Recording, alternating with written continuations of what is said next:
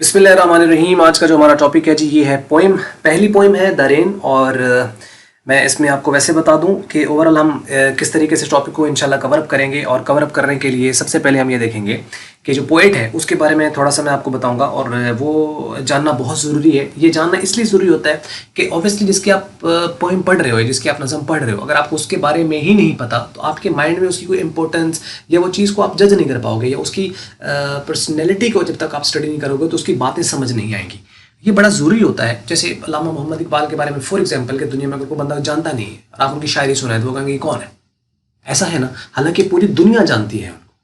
इसी तरीके से कई औलिया कराम हैं, वो मुस्लिम के हद तक तो ठीक है, लेकिन जो नॉन मुस्लिम है तो नहीं जानते इसको। हालांकि कई नॉन मुस्लिम भी जानते होंगे।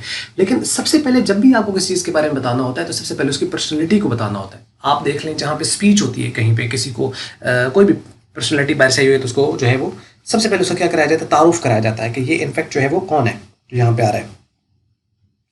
तो वो तारुफ इसी वजह से कराया जाता है ताकि ये पता चल जाए कि ये शख्स कौन है, उसके बारे में थोड़ा बहुत बताया जाता है, ताकि जो ऑडियंस है, जो बैठे हुए लोग हैं, वो उसके बारे में थोड़ा सा इमेज ले लें। अच्छा ये वो है। कहीं पे भी आप चले जाएंगे, छोटे लेवल पे या बड़े लेवल पे, जिसको बुलाया जाता है सबसे पहले उसका तारुफ बड़ा ज़रूरी होता है।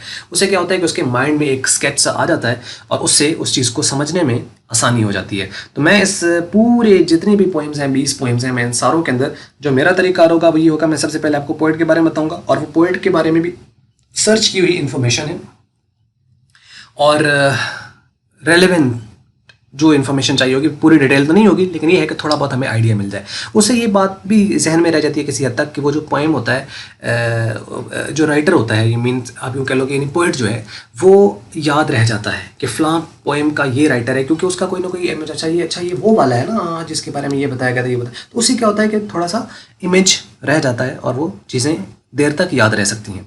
इसके सिनोनिम्स हम डिस्कस करेंगे। कंप्लीट पोएम एक बार दी गई होगी, उसको मैं पढ़ूंगा और उसके बाद फिर रेफरेंस है, फिर उसका कॉन्टेक्स्ट है, फिर उसकी एक्सप्लेनेशन है स्टैंजा बाय स्टैंजा, फिर एंड पे क्वेश्चन आंसर्स और फिर जनरल एमसीक्यूज हैं।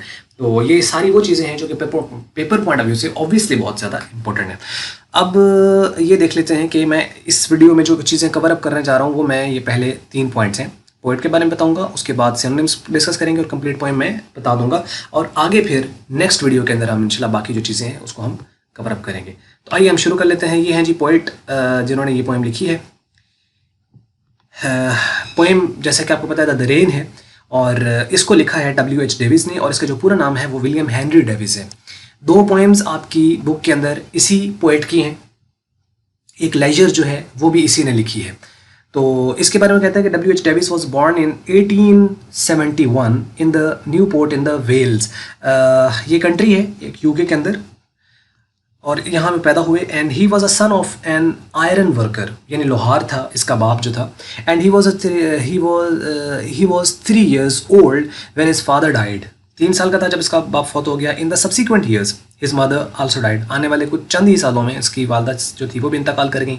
And he was brought up by his grand parents. उनके दादा दादी जो थे उन्होंने इसको परवरिश की।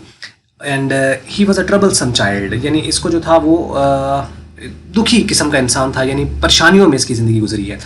Attending the Temple School but he was arresting. वो टेम्पल स्कूल अटेंड कर रहा था लेकिन उसको अरेस्ट कर लिया गया with some of his classmates for stealing the handbags. कुछ हैंड बैग्स थे जो कि वो मीन आप यूँ कह लें कि वो उसको, जैसे बच्चे होते हैं वो कोई कर रहे होंगे तो किसी ने आके उनको पकड़ लिया, इसके दोस्तों को भी और ये भी। तो ये भी एक इसके साथ एक वाक़या हुआ स्कूल के दौरान।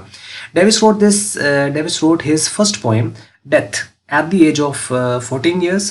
14 साल की उम्र में उसने इसको जो था वो इसको देखा था। Sitting near his grandfather who was dying at that time. ये बिल्कुल उसका यानी जब बाप इसका जो यानी दादा था जब वो फौत हो रहा था उस वक्त ये 14 साल का था, ये उसके पास बैठा हुआ था। और उस वक्त जो है इसने ये जो थी वो लिखी ये poem.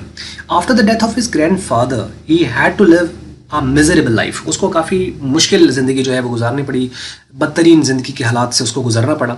He had to work all day to support himself. सारा दिन वो काम करता अपने आप को यानी ज़िंदा रखने के लिए, काम करने के लिए, यानी मुश्किलों में। He live the homeless for the number of years. घर तक इसके पास नहीं था और इधर से उधर किसी एक शहर से दूसरे शहर, वहाँ से दूसरे शहर, एक मुल्क से दूसरे, ऐसे ये भटकता रहा अपनी अर्निंग के लिए।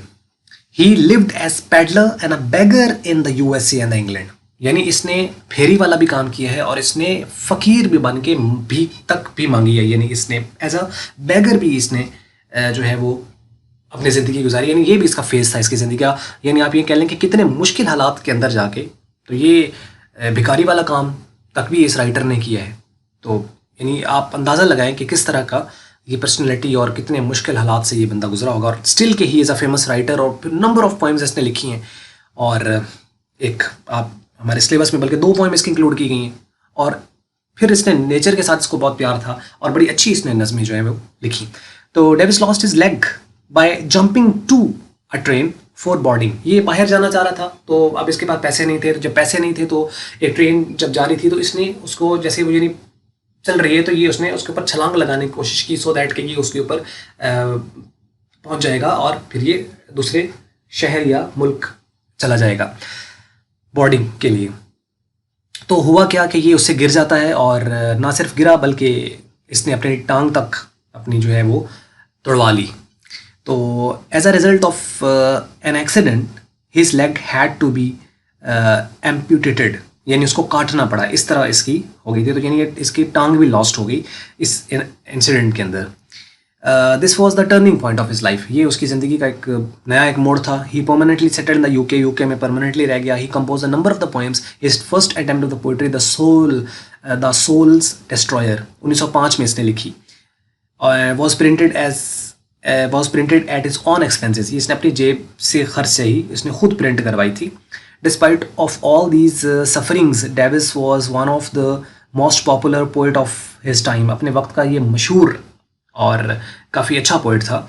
Davis married the Helen Penney in the 1923, a woman who was 30 years younger than him. यानी इसने खातून लड़की से शादी की थी जिसका नाम ये आपको बताया गया है 1923 के अंदर, और ये इससे 30 साल छोटी थी। The couple live together quite happily until Davis passed away. यानी वो बिल्कुल हंसी खुशी ज़िंदगी बसर कर रहे थे यहाँ तक कि उसकी फिर डेविस जो था उसकी डेथ हो गई। Davis died in 1940 at the age of the 69। ये है जी पोइट के बारे में थोड़ा सा आपको आइडिया हो गया होगा कि यानी ये यूके में पैदा हुआ और 19 सेंचुरी का ये पोइट है। और उसके बाद काफ़ी इसने मुश्किल ज़िंदगी गुजारी है। माँ बाप की डेथ को देखा, उसके बाद दादा की डेथ को देखा, फिर पोइम कंपोज की, फिर बेगर तक बना, पैडलर यानी फेरी वाला तक काम करता रहा। उसके बाद फिर काफ़ी मुश्किलों में इसने ज़िंदगी जो है वो गुजारी है। उसके बाद फिर 30 साल छोटी एक लड़की जो थी इससे एज में, उससे इसने शादी की, फिर उसके साथ हैप्पीली ज़िंदगी गुजारी। लेकिन 69 के अंदर, जो कि हर बंदे को मरना है, तो खैर ये इस दुनिया से चला गया।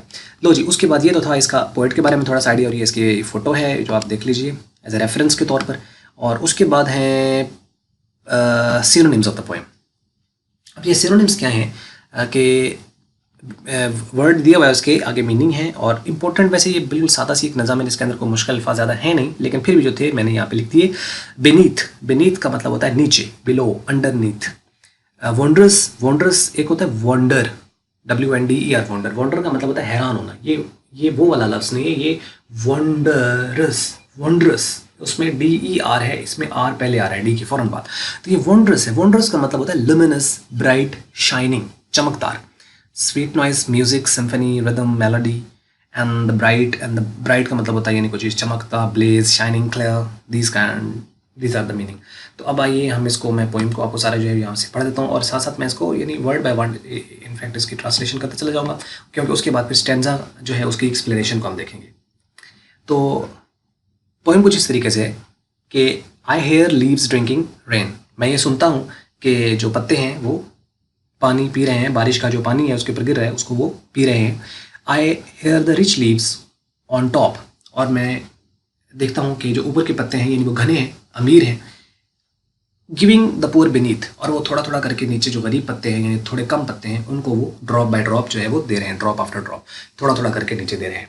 असल में ये जो पोएम इसने लिखी है ये इसने माशरे की एक अक्कासी की है कि हमारा जो माशरा है उसके अंदर सेग्रीगेशन है, और ये कोई सेग्रीगेशन किसी की बनाई हुई नहीं है, अल्लाह ताला की तरफ से ही है कि इंसान को उसने मुख्तलिफ ग्रोहों और ग्रुप्स में तकसीम किया, और उसका मकसद ये था कि इंसान जो है वो ये निज़ाम चलाना था, और उसके अंदर उसको मुश्किल से भी गुजरना है, और किसी को दे के आजमा रहा है, किसी से ले के आजमा रहा है, किसी को उसने ऊपर रखा है, किसी को नीचे रखा है, किसी को उससे नीचे रखा है, किसी को ऊपर रखा है तो कुछ उससे ऊपर है, कुछ उससे ऊपर है। तो ये ऐसे पूरा एक निज़ाम है, और इसका निज़ाम चल ऐसे ही रहा है कि एक के पास कोई चीज़ आई है तो उसने अपने पास सारा कुछ नहीं रख लेना, बल्कि अपना वो जो भी है उसका वो उसको यूज़ करे, और बाकी फिर वो आगे देता चला जाए। और ये नेचर यही है और यही इस नज़म का थीम है कि इंसान के पास जो अल्लाह ताला की तरफ से जो भी चीज़ उसको मिली हुई है उसे वो अपने पास सिर्फ ना रखे, बल्कि ये करे कि जिस चीज़ कुदरत की तरफ से आई है, लाजिम बात है पहले जो ऊपर के लोग हैं उनके पास आएगी, लेकिन उसका ये मतलब नहीं है जैसे कुदरत ने बारिश को बनाया है और फिर दरख्तों के पास जब वो बारिश बरसती है उसकी ज़रूरत है, उसकी नीड है,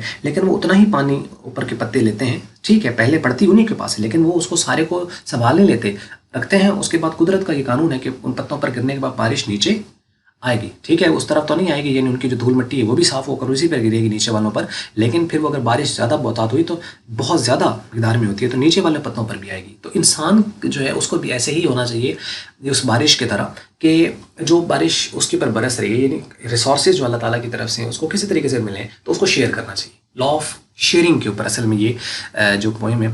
तो फिर वो कहता है कि चलो ये तो रिसोर्सेज हैं ही, लेकिन आने वाला एक दौर है उसके अंदर फिर ये बदलेगा भी सही, और एक ये तो पहले इन पर पड़ती है, तो एक ऐसा निज़ाम आएगा जिसमें सारों को इक्वली ये मिलेगा, तो तब तो और वही एक बेहतरीन निज़ाम होगा, यानी उसने एक होप क्रिएट किया जो आगे आने वाले स्टेंसा के अंदर है।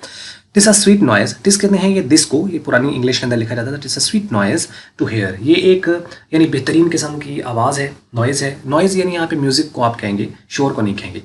स्वीट नॉइज़ यानी म्यूज़िक, यानी इसको सुनना, ये जो बारिश पड़ रही है, रिसोर्सेज हर तरफ हरी भरी चीज़ें होती है, तरक्की होती है, डेवलपमेंट होती है, चीज़ें बेहतर हो रही होती हैं, तो आपको अच्छा लगता है।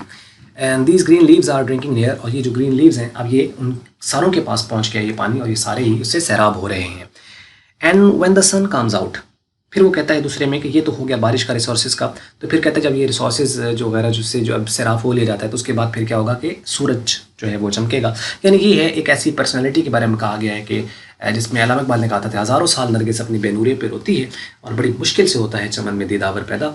तो ये वही वाली बात है कि यानी ऐसी एक पर्सनैलिटी ज़रूर इंशाल्लाह जो है वो आएगी, और जिससे ये जो चीज़ें हैं, जिससे अगर ये इक्वली डिस्ट्रीब्यूट नहीं भी हो रही हैं, प्रॉब्लम्स कहीं पे आ भी रहा है, तो वो इसको सारों को इक्वली डिवाइड करेगा। और ये इस्लाम के मेरा ख्याल है एक उस वाक़े की तरफ हम जो है उसको लिंक कर सकते हैं कि जो कि इस्लाम के अंदर होना है, और वो है क़यामत से पहले तक का वाक़या जो कि हज़रत इमाम महदी अलैहिस्सलाम जो हैं, जो हज़रत ईसा अलैहिस्सलाम के साथ जो है वो तशरीफ़ लाएंगे, और फिर उन्होंने जो रवायत में लफ्ज़ मिलते हैं कि 40 साल हुकूमत करेंगे, जुमा का दिन होगा, और इस तरह कायनात हो जाएगी कि जिसके अंदर सारों को इक्वल राइट्स मिलेंगे और इंसाफ होगा, और किसी के साथ किसी तरह को कोई जुल्म ज़्यादती वगैरह नहीं होगी। तो इस चीज़ से हम लिंक उसको कर सकते हैं। तो खैर इससे तो ये नहीं, लेकिन ये है कि ये भी होपफुल है कि कुछ ऐसा निज़ाम आएगा जिससे हर तरफ हरियाली और बेहतरी हो जाएगी।